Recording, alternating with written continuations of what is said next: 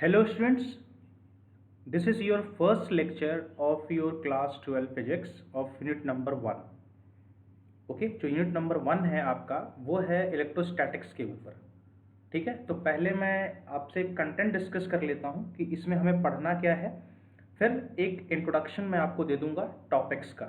ठीक है, तो इसमें सबसे पहले जो हमें पढ़ना है कि इलेक्ट्रिक चार्जेस क्या होते हैं, what is the conservation of electric charges, Coulomb's law क्या होता है. ठीक है, और अगर हमारे पास दो पॉइंट चार्जेस हैं तो उनमें हम कुलम्स लॉ कैसे अप्लाई करेंगे. अगर हमारे पास मल्टीपल चार्ज सिस्टम है ना, जैसे इस तरीके से मान लीजिए चार्ज जो स्कैटर्ड है, मतलब अगल बगल पूरा फैला हुआ है, तो उस केस में हम कुलम्स लॉ को कैसे डिफाइन करेंगे, सुपरपोजिशन प्रिंसिपल कैसे अप्लाई करेंगे. उसके बाद है आपका कंटिन्यूस चार्ज डिस्ट्रीब्यूशन. ठीक है, कंटिन्यूस चार्ज डिस्ट्रीब्यूशन मतलब ऐसा सरफेस जिसके हर एक पॉइंट पर चार्ज है या हर एक सरफेस के हर एक पार्ट में कुछ ना कुछ चार्ज है, तो उसको हम लोग कैसे स्टडी करेंगे. फिर है आपका इलेक्ट्रिक फील्ड क्या होता है, electric field due two point charge क्या लिखेंगे, फील्ड लाइंस क्या होता है, मतलब कैसे हम इलेक्ट्रिक फील्ड को रिप्रेजेंट करेंगे, है ना. इलेक्ट्रिक डाइपोल क्या है, फिर फील्ड ड्यू टू डाइपोल क्या होता है ये हम पढ़ेंगे. फिर torque on a dipole in a uniform electric field क्या होता है हम वो पढ़ेंगे. इसके बाद है आपका जो नेक्स्ट है आपका जो है इलेक्ट्रिक फ्लक्स क्या होता है, गॉस थ्योरम क्या होता है, उसका एप्लीकेशन हम कहाँ पे लगा सकते हैं. और अगर हमारे पास एक इन्फिनिटी लॉन्ग स्ट्रेट वायर है, मतलब बहुत लंबी तार है ना, उसमें फिर हम इलेक्ट्रिक फ्लक्स कैसे डिफाइन करेंगे. हमारे पास अगर प्लेन शीट है, अगर कोई है ना बहुत बड़ी प्लेन शीट है, तो वो अगर चार्ज है तो हम कैसे फ्लक्स डिफाइन करेंगे. स्फेरिकल शेल है तो कैसे डिफाइन करेंगे. उसके बाद है आपका इलेक्ट्रिक पोटेंशियल, पोटेंशियल डिफरेंस क्या है, पोटेंशियल टू पॉइंट चार्ज क्या होता है, डाइपोल और सिस्टम ऑफ चार्जेस क्या है, इक्विपोटेंशियल सरफेस क्या होते हैं. तो ये सारी चीज़ें जो है आपका यूनिट नंबर 1 में कवर्ड है. और लास्ट में जो पार्ट है आपका कि कंडक्टर क्या होता है, इंसुलेटर क्या होता है, फ्री चार्जेस क्या होता है, किस बेसिस पर हम ये कहते हैं कि भाई ये पर्टिकुलर एलिमेंट है या पर्टिकुलर ऑब्जेक्ट है या पर्टिकुलर आपका सब्सटेंस है, ये एक इंसुलेटर की तरह बिहेव करेगा या फिर कंडक्टर की तरह बिहेव करेगा. रीज़न क्या है उसके पीछे.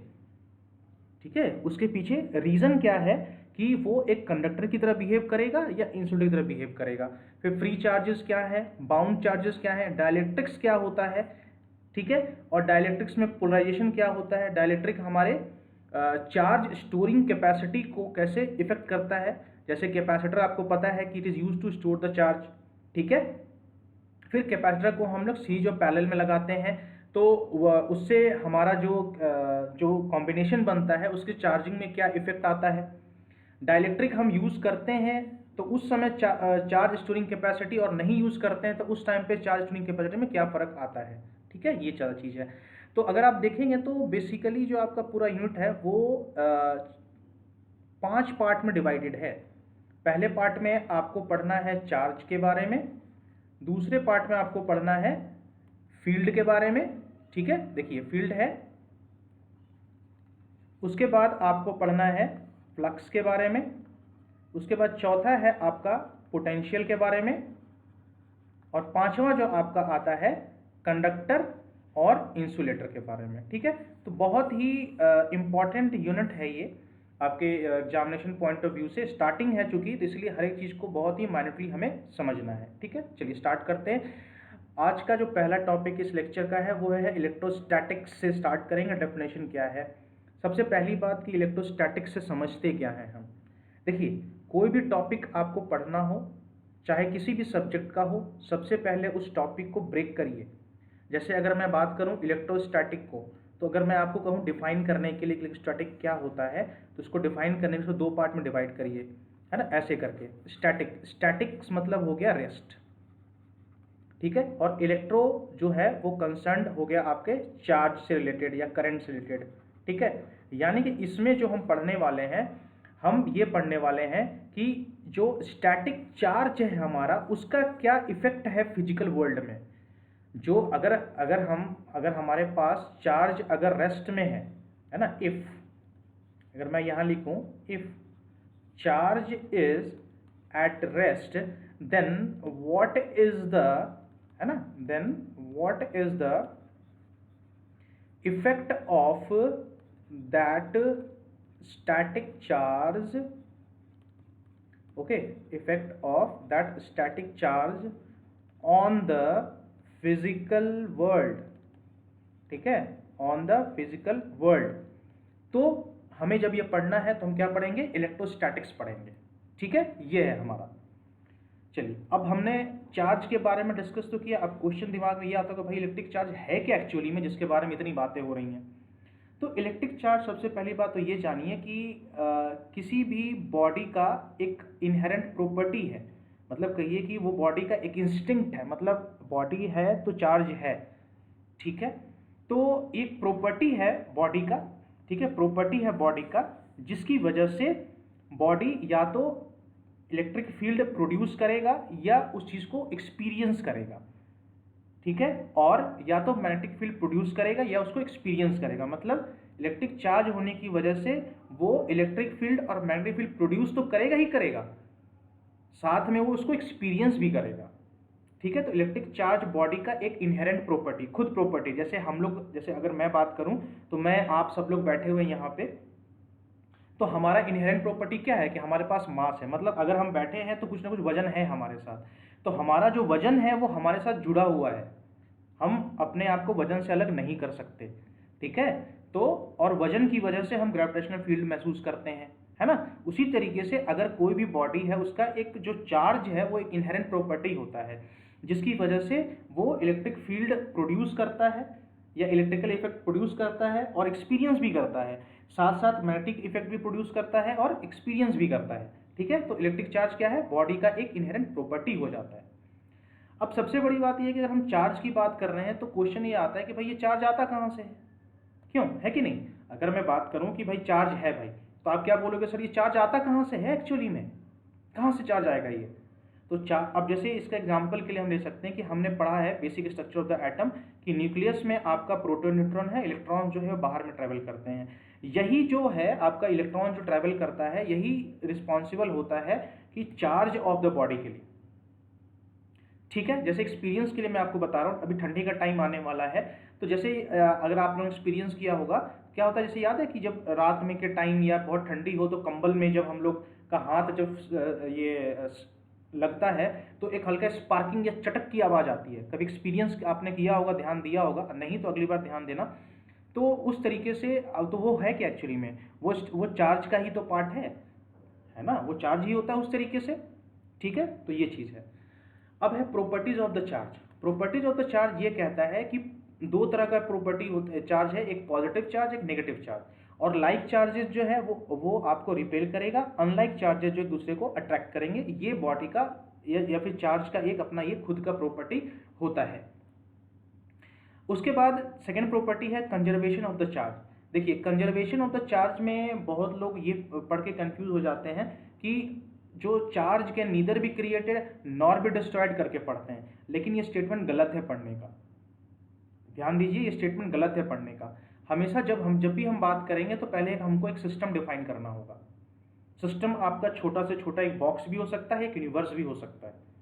तो एक सिस्टम के अंदर जो चार्ज है वो हमेशा कांस्टेंट रहेगा, ठीक है। एक सिस्टम के अंदर मान लीजिए कि अगर आपके पास इलेक्ट्रॉन्स हैं यहाँ पे, उसके बाद आपके पास पॉजिटिव चार्जेस हैं 3, तो आप इसके अंदर कोई भी काम करिए, इस बॉक्स के अंदर कोई भी काम करिए, अगर ये इसके अंदर 2 नेगेटिव चार्ज हैं 3 पॉजिटिव हैं तो ये हमेशा ऐसे ही रहेंगे, ठीक है। तो सम ऑफ द टोटल चार्ज, मतलब अगर मैं बात करूं नेगेटिव इलेक्ट्रॉन्स की बात करूं तो 2 हैं हमारे पास, और पॉजिटिव चार्ज की बात करूं 3 है। तो इस सिस्टम बॉक्स के अंदर जो है ये 3 पॉजिटिव चार्ज 2 नेगेटिव चार्ज हमेशा सेम ही रहेंगे, भले वो ट्रांसफर हो जाए, एक बॉडी से दूसरे बॉडी में ट्रांसफर हो जाए, डिफरेंट थिंग, लेकिन चार्ज आपके कांस्टेंट रहेंगे। यही हमारा कंजर्वेशन ऑफ चार्ज कहता है, ठीक है। अब क्वांटाइजेशन ऑफ द चार्ज क्या कहता है, क्वांटाइजेशन ऑफ चार्ज ये कहता है कि अगर आपका चार्ज एग्जिस्ट करता है तो उसका एक इंटीजर वैल्यू से मल्टीप्लाई करेंगे, है ना। इंटीजर वैल्यू क्या होता है, 1 2 3 4 5 करके, मतलब अगर चार्ज होगा तो 1e होगा, 2e होगा, 3e होगा, लेकिन 1.5e कतई नहीं हो सकता, 2.3e नहीं होगा, 3.7e बिल्कुल नहीं होगा, ठीक है। तो चार्ज जब हमेशा एग्जिस्ट करेगा तो एक इंटीग्रल मल्टीपल लेके एग्जिस्ट करेगा, मतलब 1 2 3 4 5 से आपका जो भी जितना हो गया, और charge of the electron 1.6 into 10⁻⁹ coulomb जो है वो होगा। नेक्स्ट प्रॉपर्टीज में आता है कि charge is always associated with mass, but charge can not exist without mass, but mass can exist without charge. ये अब कंफ्यूजन वाला सेंटेंस हो जाएगा किसी के लिए कि यार आप ये भी कह रहे हो कि चार्ज कांट एग्जिस्ट विदाउट मास, लेकिन मास चार्ज के बिना एग्जिस्ट कर सकता है। मैं कहूँगा यस। क्यों? एग्जाम्पल के लिए, जैसे आप लोग बैठे हो ठंडी के टाइम पे, जैसे ये होता है, या फिर ऐसे आप चुपचाप बैठे रहो, ठीक है, आपके बॉडी के ऊपर कोई चार्ज अभी नहीं है क्योंकि आपको कहीं से कोई सोर्स दिया गया नहीं है। अब आप एक काम करो, दोनों हाथ को रगड़ना शुरू करो, है ना, लेक्चर देखते देखते काम करो, दोनों हाथ को रगड़ना शुरू करो। अब क्या होगा, जब आप रगड़ोगे तो आपको ये महसूस होगा कि कुछ गर्माहट पैदा हो रही है, उस गर्माहट की वजह से आपके हाथ के सरफेस पे चार्ज आ जाएगा, ठीक है। तो अब आप इस चीज़ को समझिए कि आप जब बैठे हुए थे तो आपके पास मास था लेकिन चार्ज नहीं था, लेकिन जब आपने अपने हाथ को रगड़ा उस वजह से आपके दोनों हाथ के सतह के ऊपर चार्ज आ गया, लेकिन मास तो चेंज नहीं किया ना, ठीक है। तो आप पहले से एग्जिस्ट कर रहे थे लेकिन चार्ज नहीं था आपके शरीर के ऊपर, लेकिन जब आपने अपने हाथ की स्किन को रगड़ा तो मास तो रहा और चार्ज भी आ गया, ठीक है। तो चार्ज हमेशा, जब तक मास नहीं होगा चार्ज नहीं होगा, लेकिन मास बिना चार्ज के एग्जिस्ट कर सकता है, ठीक है। जैसे कि आप एग्जांपल लीजिए कि एक प्लास्टिक का पेन ले लीजिए, प्लास्टिक का पेन में अभी कोई चार्ज नहीं है, ठीक है, ये लेकिन मास है, लेकिन अगर आप प्लास्टिक के पेन को अगर आप सिल्क के धागे से रगड़ोगे, है ना, तो उसके ऊपर चार्ज आ जाएगा। तो पेन जब आपने लिया था और जब आपने इस पर कोई सिल्क धागे से रगड़ा नहीं था तो उस टाइम पे न्यूट्रल था, लेकिन एग्जिस्ट तो कर रहा था ना, है ना। लेकिन जब आपने उसके ऊपर सिल्क लगा दिया, रगड़ दिया, तो एक चार्ज आ गया उसके ऊपर, ठीक है। यही कहने का मतलब है। चार्ज इज रिलेटिविस्टिकली इनवेरिएंट, मतलब अगर आप रिलेटिविस्टिक डोमेन में बात करो, मतलब कि अगर आप किसी के रिलेटिव में बात करो कि हाँ अगर एक सिस्टम को लेकर के दूसरे सिस्टम की बात करो तो चार्ज चेंज नहीं करेगा। चार्ज आपका एक स्केलर क्वांटिटी है, ऐसा ही इसका कुलम होता है। और अब देखिए, चार्ज अगर रेस्ट में है आपका तो ये इलेक्ट्रिक फील्ड प्रोड्यूस करता है, लेकिन चार्ज अगर आपका यूनिफॉर्म वेलोसिटी से मूव करे तो इलेक्ट्रिक फील्ड भी होता है और मैग्नेटिक फील्ड भी होता है। और अगर चार्ज आपका एक्सेलरेटेड हो जाए तो उस केस में इलेक्ट्रोमैग्नेटिक रेडिएशंस निकलना शुरू हो जाता है, ठीक है। तो ये हैं आपके basic properties of the charge के। उसके बाद ये आता है कि हम चार्ज को प्रोड्यूस कैसे कर सकते हैं। तो जैसा मैंने अभी आपको एग्जांपल बताया कि you can produce the charge by friction, दोनों हाथ को रगड़ के फ्रिक्शन से चार्ज प्रोड्यूस कर सकते हैं।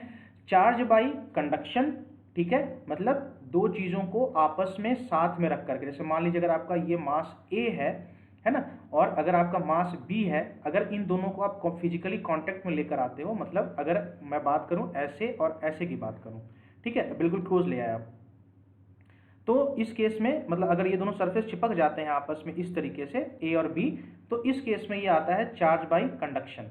लेकिन अगर जब ये सेपरेटेड है, जब इनमें कोई फिजिकल कांटेक्ट नहीं है, यानी कि मैं यहाँ लिख देता हूँ no physical contact,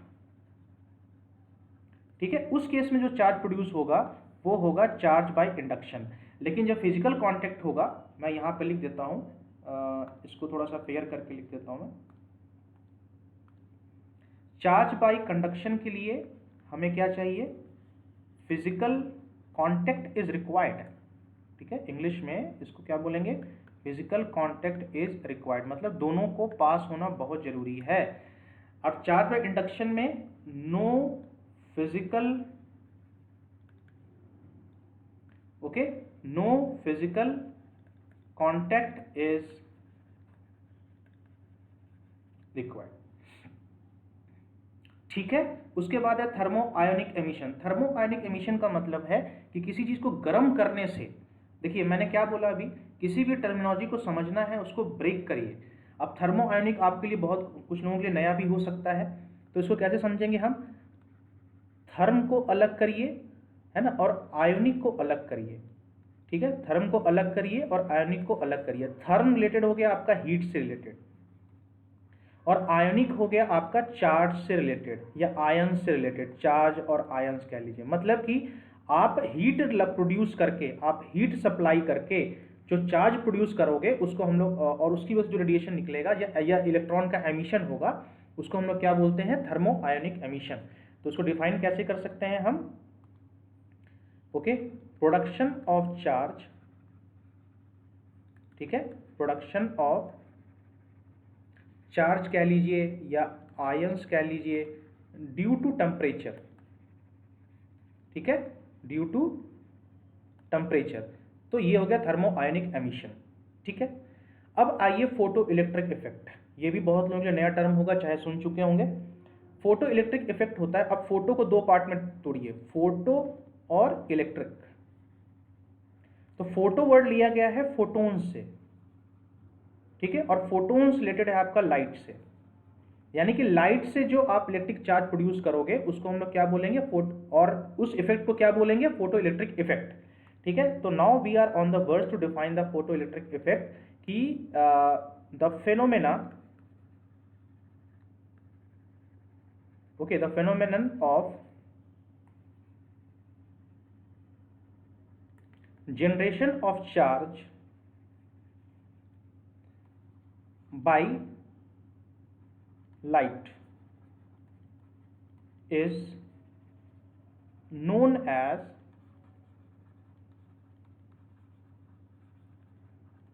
photoelectric effect, ठीक है। इसके बाद लास्ट में आता है field emission. Field emission basically एक मतलब तरीका है जनरेट करने के इलेक्ट्रिक चार्ज। इसमें हम लोग क्या करते हैं कि एक स्ट्रॉन्ग फील्ड जनरेट करते हैं, एक स्ट्रॉन्ग फील्ड होता है, उस फील्ड के प्रॉक्सिमिटी में या पास में हम मटेरियल को लेकर के आते हैं। तो ये फील्ड क्या करता है कि मटेरियल के सरफेस पे इलेक्ट्रॉन को बाहर या चार्ज को खींचता है अपनी तरफ, बाहर की तरफ, और इसकी वजह से ये जो सरफेस का पार्ट है ये आपका चार्ज हो जाता है। तो ये है क्या है आपका फील्ड एमिशन से चार्ज प्रोड्यूस करना, ठीक है। सो इस वीडियो लेक्चर में हमने क्या पढ़ा कि हमने इंट्रोडक्शन पढ़ा कि हमें पढ़ना क्या क्या है, फिर हमने जो पढ़ा है कि चार्ज होता क्या चीज़ है, हम चार्ज को प्रोड्यूस कैसे कर सकते हैं, चार्जेस का प्रॉपर्टीज़ क्या है वो हमने पढ़ा है, ठीक है।